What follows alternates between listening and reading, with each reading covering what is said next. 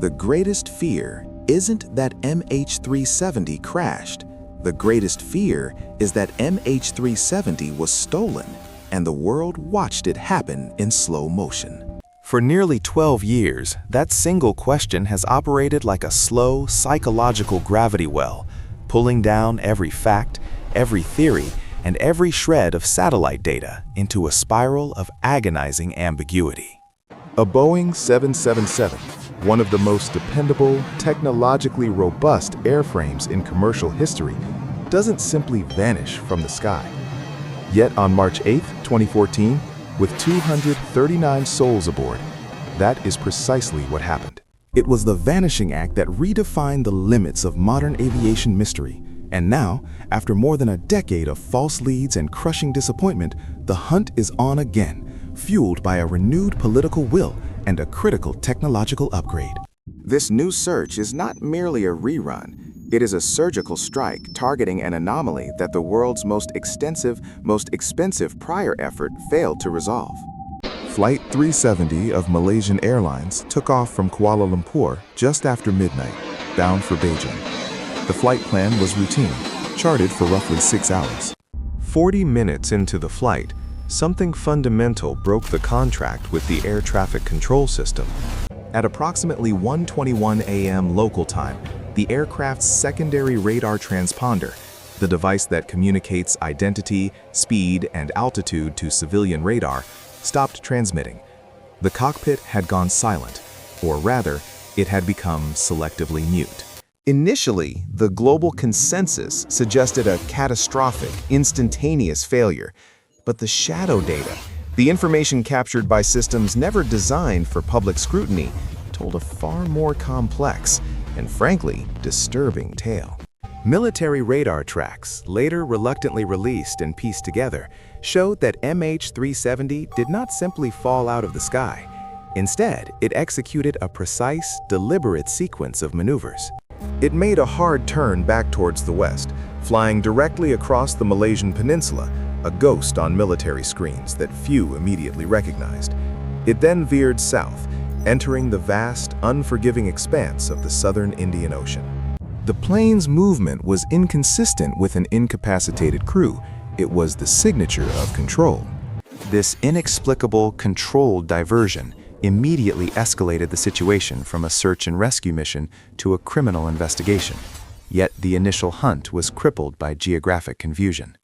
The world spent days scanning the South China Sea, convinced the plane must have fallen near its last known civilian contact.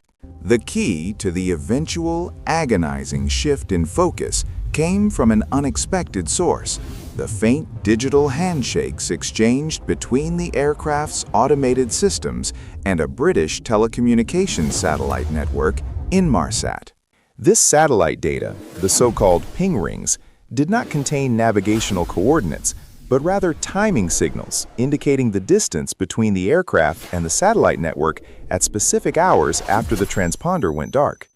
Analyzing the Doppler shift, the slight alteration in frequency caused by the aircraft's speed and direction relative to the orbiting satellite, investigators could map a possible final trajectory.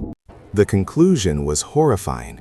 The plane flew south, far, far away from any standard flight path, continuing for hours until its fuel reserves were exhausted, plunging into one of the most remote, deepest, and least mapped parts of the world's oceans. This revelation triggered the largest and most expensive aviation search in history. Australia took the lead, coordinating a massive international effort. Over several years, naval ships, specialized deep-sea vessels, and highly advanced towed sonar systems systematically swept a core area covering approximately 119,139 square kilometers off the coast of Western Australia. The mission, backed by Malaysia and China, burned through an estimated 183 million Canadian dollars, but the results were hauntingly negative. The sonar sweeps mapped underwater mountains, trenches, and abyssal plains in extraordinary detail, but found no sign of the Boeing 777. In January 2017, the official deep-sea operation was suspended, leaving the families with a technical survey of the seabed, but no definitive answers, only a gaping void of certainty. The only physical evidence to surface arrived much later, thousands of miles from the search zone. Starting in 2015, scattered pieces of debris, worn and bleached by the relentless currents, began washing ashore on the distant coasts of the western Indian Ocean, islands like Reunion, and along the coast of Mozambique. Less than 30 fragments have ever been recovered, but 3 pieces of the wing structure were definitively confirmed to belong to MH370, including the crucial flaperon. These fragments confirmed the nightmare. The plane had indeed crashed in the... But the drift modeling, while confirming the location, provided no precise crash coordinates. The pieces had traveled for months or years on the powerful South Equatorial Current. The official 2018 investigative report from Malaysia solidified the disturbing truth without solving the mystery. It concluded that the deviation from the planned flight path was almost certainly the result of manual input, meaning the aircraft was intentionally guided off course. Crucially, the report failed to identify the person responsible or the underlying motive. This vacuum of accountability is the reason the MH370 saga persists as an active, festering wound in the global consciousness. Was it pilot suicide? A hijack orchestrated remotely? A sudden decompression that left the crew unconscious? The official conclusion offered no closure, merely a technical acknowledgement of deviation. Now, nearly 12 years after the plane disappeared, the landscape has fundamentally shifted. On December 30th, the Malaysian government formally approved a new plan, signaling a determined effort to find the final resting place of the ghost flight. This isn't a government-led effort utilizing generalized naval technology. This is a highly targeted mission led by the private sector, specifically the marine robotics firm Ocean Infinity, based in Texas. The structure of this deal is paramount to understanding its commitment. It operates under a highly aggressive no-find, no-fee contract. Ocean Infinity is betting its resources and technological expertise on success.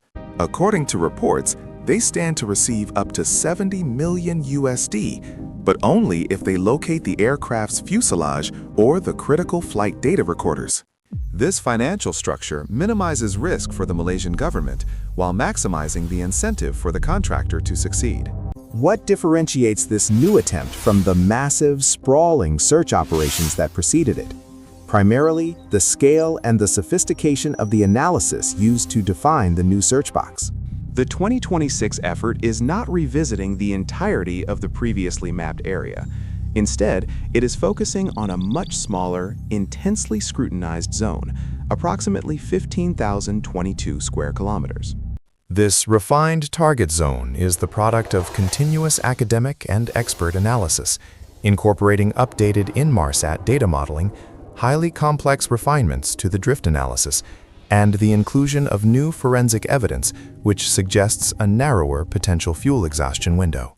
The mission timeline is highly aggressive, planned for a maximum duration of 55 days. Ocean Infinity is bringing technology that far surpasses the capabilities available during the initial 2014-2017 phase. Their platform relies on a fleet of autonomous underwater vehicles, or AUVs. These are sophisticated robotic subs capable of operating independently for days without needing to surface. Crucially, they can descend to depths approaching 6,000 meters, mapping the extreme topography of the abyssal plain. Each AUV is equipped with multiple sensor suites, high-resolution side-scan sonar, which creates detailed acoustic images of the seabed, multi-beam echo sounders, which generate precise 3D bathymetric maps, and highly sensitive magnetometers, designed to detect subtle disturbances in the Earth's magnetic field caused by large masses of metallic materials, the jet engines, the fuselage. The landing gear. The sheer efficiency of these AUVs means they can cover the target area multiple times faster and with significantly higher resolution than the older single-towed vehicles used previously. They seek not just visual confirmation, but anomalies buried beneath layers of sediment, which might have masked the wreckage during earlier, less sensitive surveys. If a significant target is identified, the AUVs can be replaced by remote-operated vehicles, ROVs, tethered submersibles equipped with high-definition cameras and manipulators for close-range inspection and, potentially, recovery efforts.